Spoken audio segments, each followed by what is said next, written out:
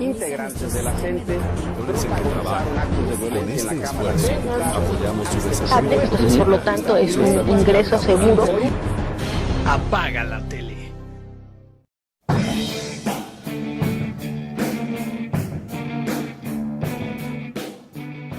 La reforma tiene dos grandes objetivos.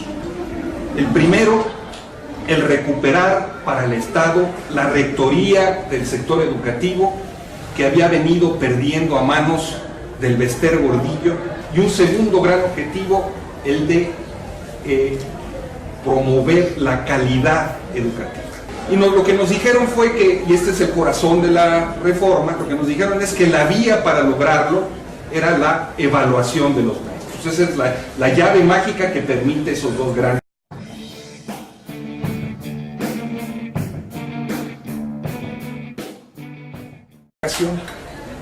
Viene del mundo de los negocios, del mundo de las finanzas. Es una palabra que se introduce al mundo de la educación junto con conceptos como el de competencia, liderazgo, etcétera, etcétera, ¿no?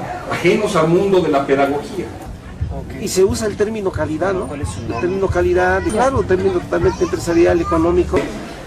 La educación que imparta el Estado será de calidad con base en el mejoramiento constante y el máximo logro de los educandos. Échense un galimatías. ¿Mejoramiento constante de qué? ¿Este mejoramiento constante sin objeto es la base de la calidad, o es más bien resultado de la calidad, o es la calidad misma? Este máximo logro académico de los educandos, ¿cómo se mide? ¿Quién sabe? ¿Es otra base de la calidad? ¿Es resultado de la calidad o es la esencia de la calidad? Nada de eso tuvieron a bien explicarnos nuestros legisladores. Pues no, en nuestras reformas no está muy claro qué es calidad, ¿no? De qué se trata solamente a los productos que se ponen a la venta, se reconoce de que, bueno, este es un producto de calidad. En las tres leyes reglamentarias del tercero y del 73 que aterrizan esta reforma, lo que es la ley del servicio profesional docente, la ley del Instituto Nacional de Evaluación para la Educación y las modificaciones a la Ley General de Educación, hay tres definiciones diferentes de calidad contrapuestas a unas con otras. Es decir, tienen ustedes hoy en nuestra legislación 4 definiciones que no tienen congruencia entre sí, sino que incluso se contradicen entre sí. Y este fue el gran objetivo de la educación en nuestro país.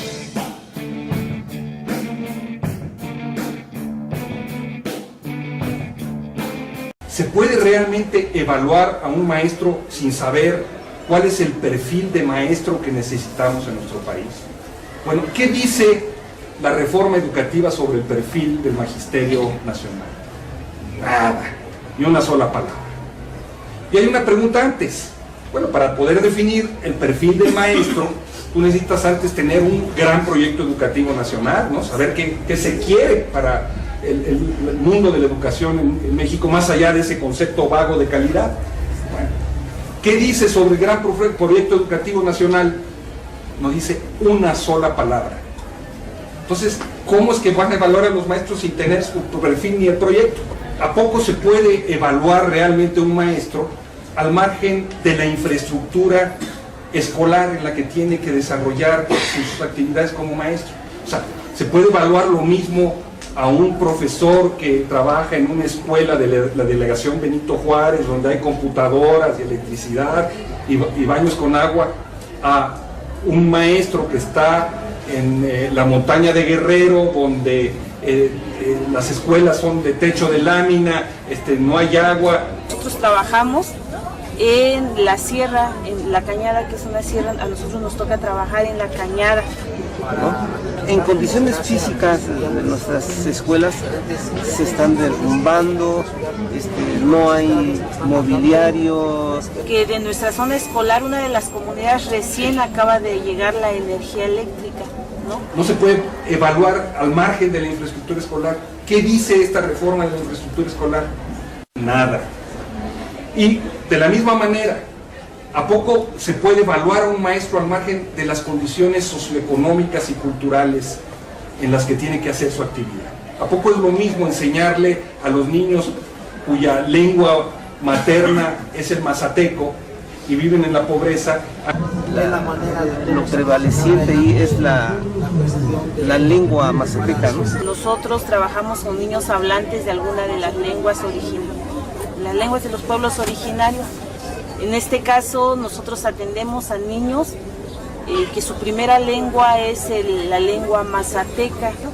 Entonces la segunda lengua tendría que ser el castellano, que es la lengua nacional de los mexicanos. Entonces son cuestiones que la reforma no contempla. A enseñarle a...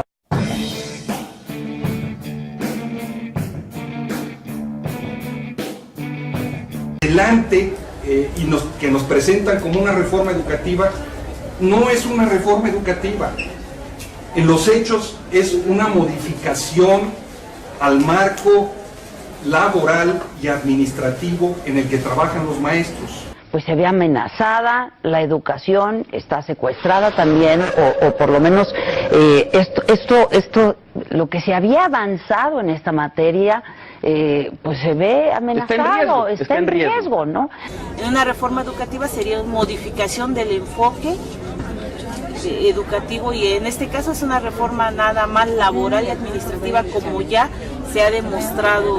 Entendemos que esta reforma a la Ley General de Educación no es más que una reforma administrativa y que se expresa en la pérdida de los derechos colectivos de los trabajadores. Los grandes problemas educativos nacionales no son abordados ni con el pétalo de una rosa. Yo les pongo 3 ejemplos. Podemos aquí hablar de muchos otros ejemplos, pero les pongo 3. El primero, el problema del rezago educativo.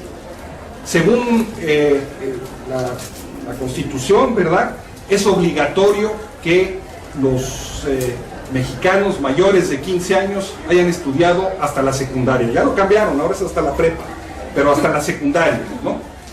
Y se dice que quien no ha terminado la secundaria y es mayor de 15 años vive en una situación de rezago educativo. Bueno, nuestro país tiene un 40% de rezago educativo. 4 de cada 10 mexicanos no han terminado su secundaria. ¿Eso es un problema o no es un problema? Es un problema de a de veras. Segundo ejemplo, el problema del analfabetismo. Casi 7 millones de mexicanos mayores de 15 años no saben leer y escribir.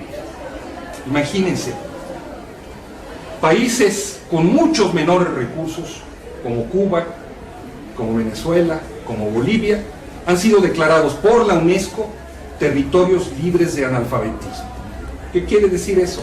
Quiere decir que cuando hay una política de Estado de efectivamente resolver los problemas del analfabetismo, se resuelve. Aquí no. ¿Qué dice esta reforma del analfabetismo? Pues nada. Tercer problema, a mi juicio que es el más grande problema que existe en el mundo de la educación en nuestro país, el problema de la inequidad educativa. La mayor cantidad de los recursos económicos destinados a la educación pública se concentran en zonas y regiones más ricas. Que se está abriendo el terreno para la privatización de la enseñanza. Es un paso atrás. Esa visión del mundo empresarial, ¿no?, de cómo deben ser las cosas, ¿no?, una visión en donde se favorece la competencia por sobre la cooperación y la solidaridad, en donde se estimula el liderazgo individual sobre el trabajo en equipo. Toda esa visión es la que va a marcar el rumbo de la educación en nuestro país. Pero la privatización tiene que ver también con la subrogación de servicios. Para un modelo que ya se aplica en Estados Unidos, en España, etcétera, etcétera, que es el de las escuelas charter que se llaman en Estados Unidos, o de concertación, que son escuelas públicas administradas por la iniciativa privada con dinero del Estado. Hemos platicado acerca del modelo, por ejemplo, de escuelas charter en Estados Unidos, y que creemos que a lo mejor en un futuro no muy lejano podría repetirse ese asunto en México.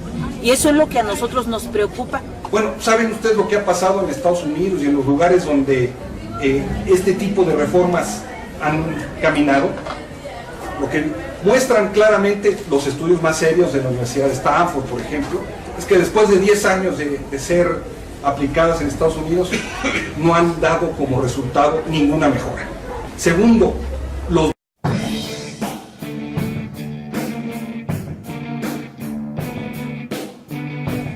no quieren ser capacitados, no quieren absolutamente nada.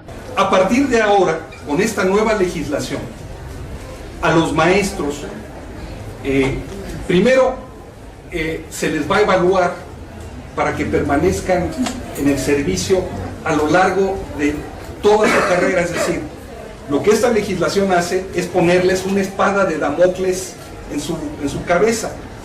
Lo que los maestros dicen es: oigan, nosotros no nos oponemos a la evaluación, el problema es quién nos evalúa, cómo nos evalúa y para qué nos evalúan.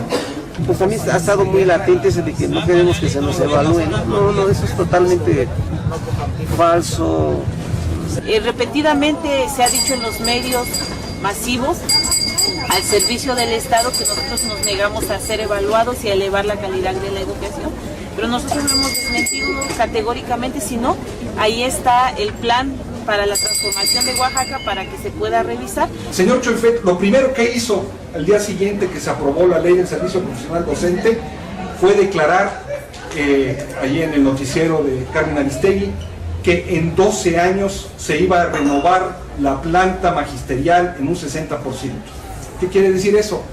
Que van a despedir 75,000 maestros al año. Es desplazar totalmente al maestro y renovar, meter a gente con visión técnica, gente con visión empresarial. Tal y como están hoy los maestros encuadrados en el mundo laboral, ellos pertenecen al apartado B del artículo 123. Y en función de eso tienen una serie de conquistas legales en el terreno de la permanencia en el empleo, de cómo pueden ser despedidos. Esta legislación acaba con eso y les crea un chipote, ¿no? Una nueva legislación laboral dentro del artículo 3, que debería de hablar de la filosofía de la educación. Entonces los sacan de allí y los meten allí con un régimen laboral de excepción. Entonces ese es el primer problema que hay, ¿no? Retrocede en la historia de las conquistas laborales 100 años atrás. Segundo, hay una absoluta desprofesionalización de su actividad como el Magisterio Nacional. Realizaron actos de violencia en la Cámara de Diputados, aunque después secuestren, se deslindaron de irrumpan, ellos.